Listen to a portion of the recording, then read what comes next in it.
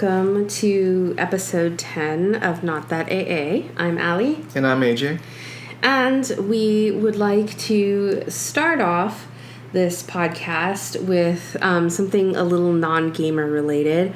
And it's because this is the holiday season. Mm-hmm. So we're going to talk about holiday travel.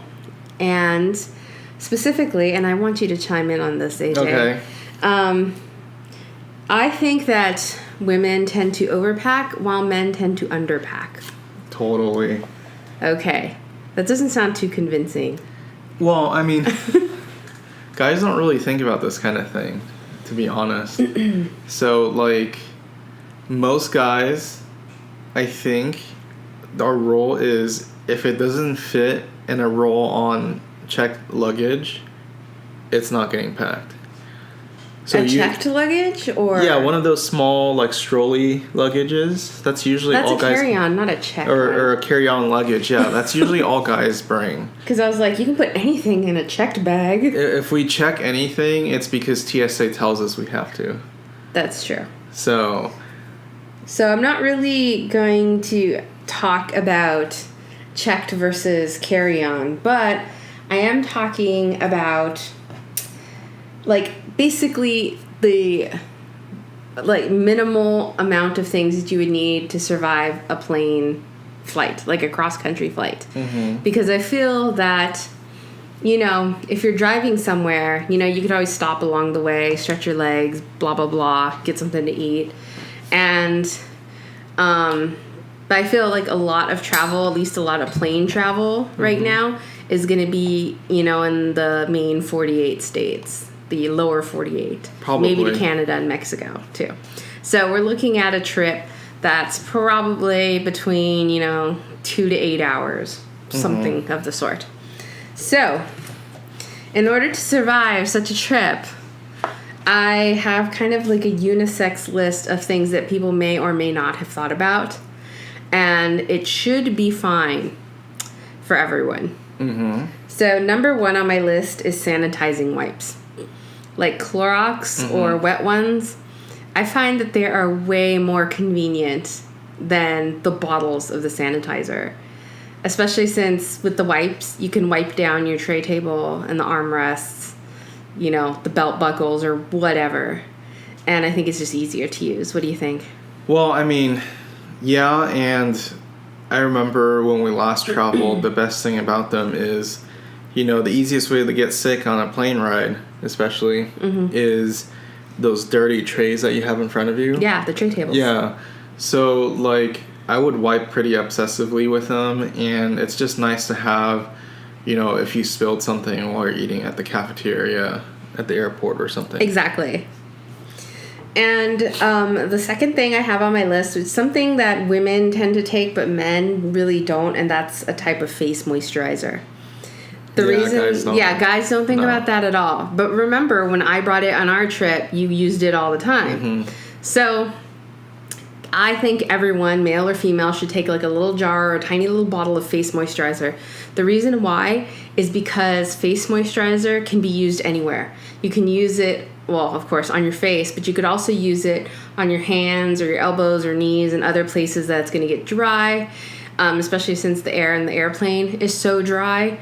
I think that, it's, although, like, some people like to take a really thick, oily lotion with them, I think the face moisturizer is much more practical because it kind of sinks into your skin a little faster so you don't stay goopy.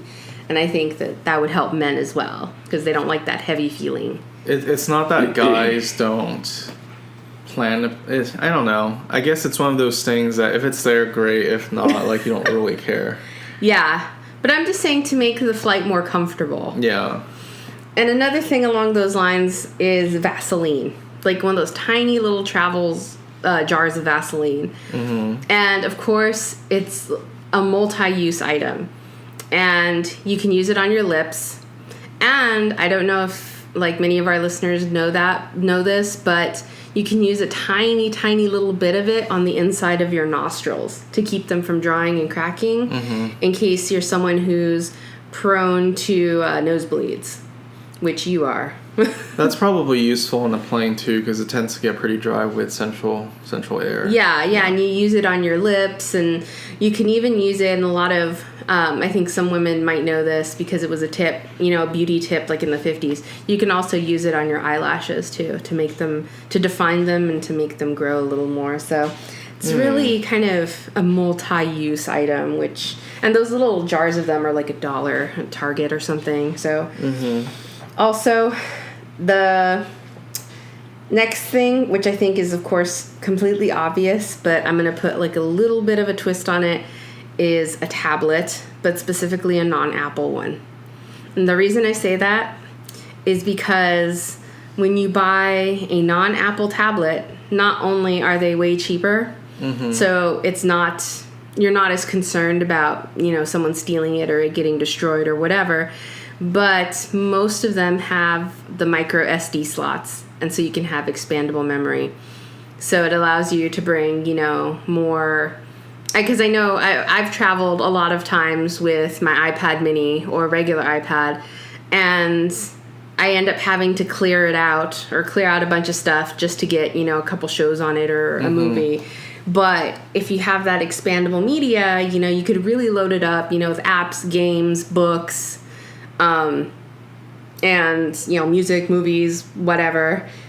And, I just got a Fire recently, kind of the entry-level Fire, and it works really well. It's a little laggy, but, for just like a recreational tablet and to take on a plane, it's pretty amazing.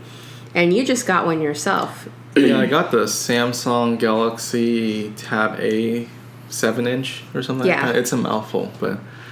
What do you think of it? I really like it. The only thing with Android that you have to watch out for is that, for example, you're talking about the micro SD card thing. Not all Androids allow you to kind of... So it's called a file system merge. Yeah. Basically, what it does is it takes the SD card's memory and it merges with your tablet memory. So it treats it as if it's one volume. And why that's useful is some of the apps will only let you store app data on local tablet storage. So, for example, Netflix just released the ability to download shows. Right. Yeah. So my tablet's 8 gigabytes, and I have like 64 gigs of expandable memory.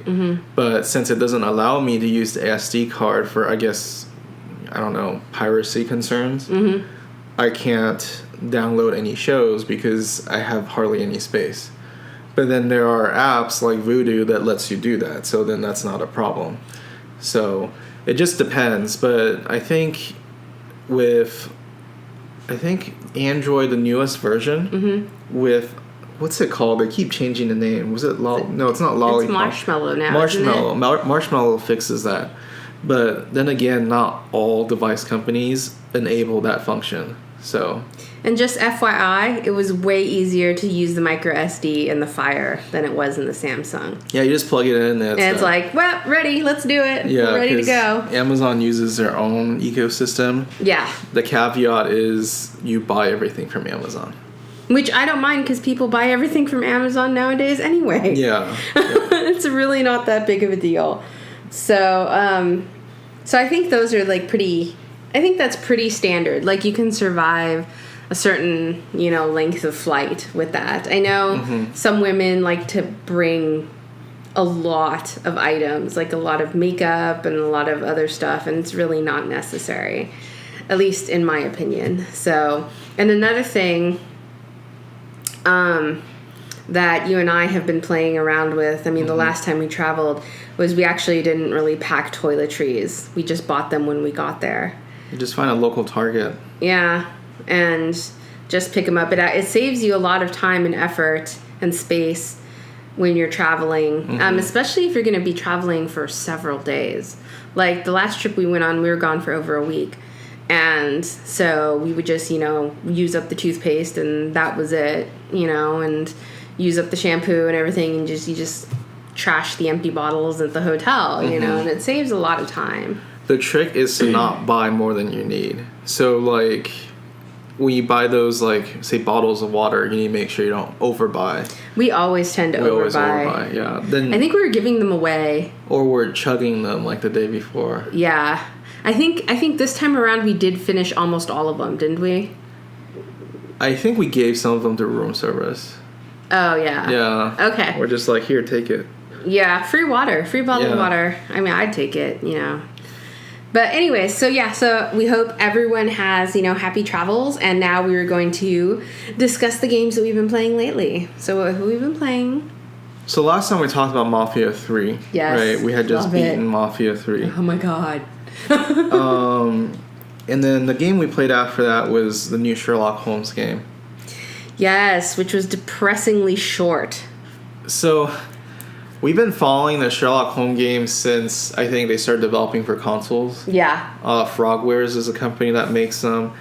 And so one thing that bothered both of us this time is they changed the look of Sherlock Holmes. Oh my gosh. Okay, so whoever designed Sherlock Holmes has a major hard-on for John Hamm. He looks just like John Hamm. Like a more like, I guess, like the shoveled version of John Hamm. I don't even think he looks like a more disheveled. I think you're thinking of John Hamm as in Mad Men John Hamm.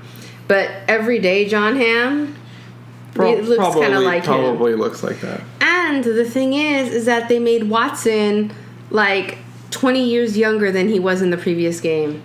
Because in the previous game, Watson was sort of this, middle-aged, upper middle-aged, almost elderly doctor. Mm-hmm. And now they really pulled a Jude Law. They worked to make him look like Jude Law. Mm-hmm. So, which is really interesting. So I guess maybe I don't know, maybe it's their ideal casting instead of Robert Downey Jr. It's like, hey, let's put John Hamm and let's make John Hamm Sherlock Holmes. Why not? But I don't know. Like, it started out really interesting. Like, the cases were long and kind of engaging. And it just kind of like felt like the development team was like, well, I guess we kind of ran out of time and we should just like wrap it up with some like random half-assed story. I don't think the story was half-assed per se. I think some of the puzzles were half-assed. Okay. Some of them felt like they were impossible to solve. Like when you're moving stuff around, and you and I had to go to a guide for a couple of them because it's like, how would you even have figured this out? I think it's like artificially prolonging the game. Like maybe you had to spend an extra half an hour going through all the permutations of the different patterns that could possibly arise. I don't know. I thought the story towards the end was kind of half-assed. Like, it just kind of ended abruptly. It was like, okay, now we're going to go do this completely unrelated thing. Yeah, that's true. Yeah, so I don't know.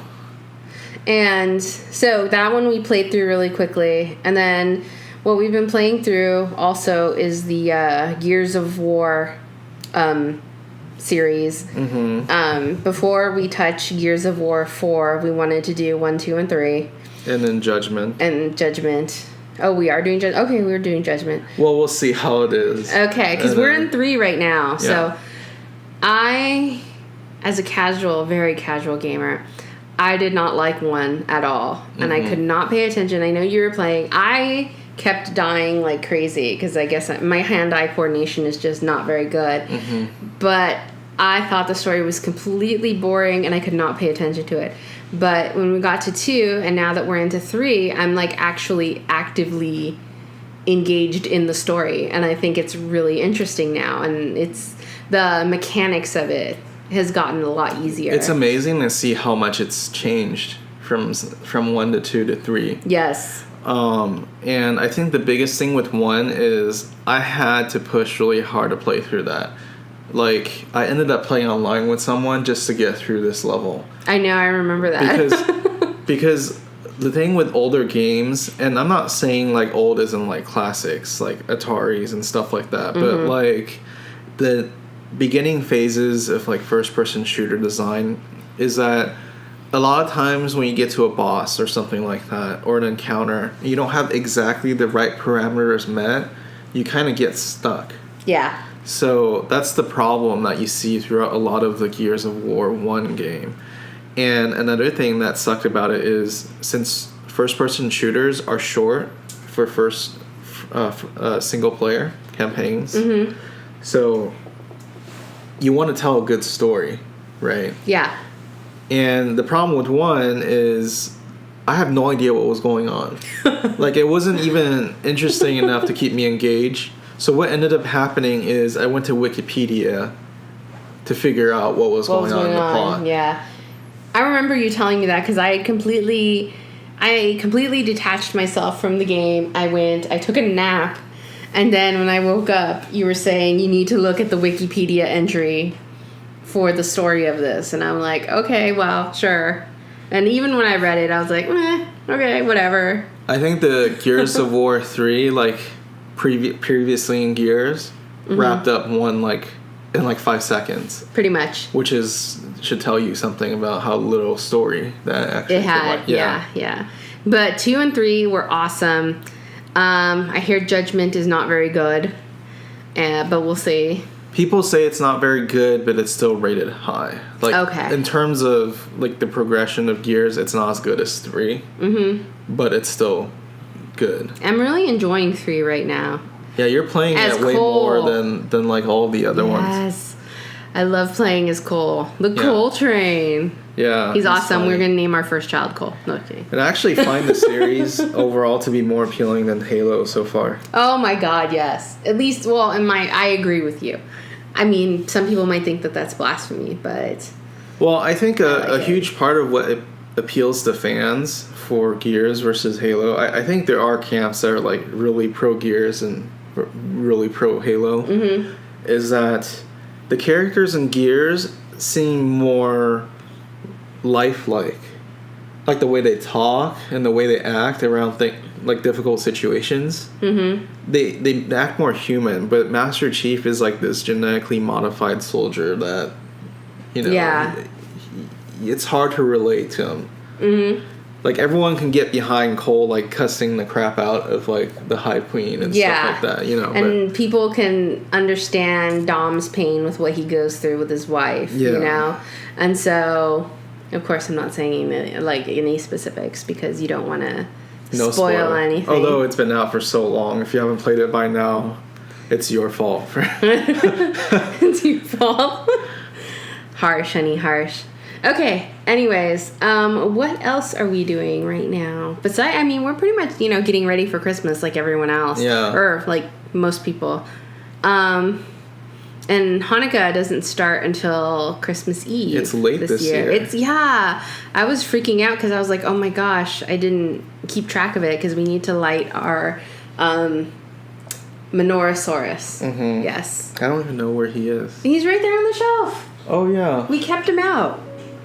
Anyways, so is okay? I think that's the cue that we're running out of time. Yeah. Okay, so I guess we will wrap this up, and we will talk to you guys later, and hopefully we'll have another edition before the holidays. But if not, have a safe and happy happy holidays. I think next time maybe we'll talk about games we want to play over the Christmas break. Yes, we have the lineup ready. Yeah.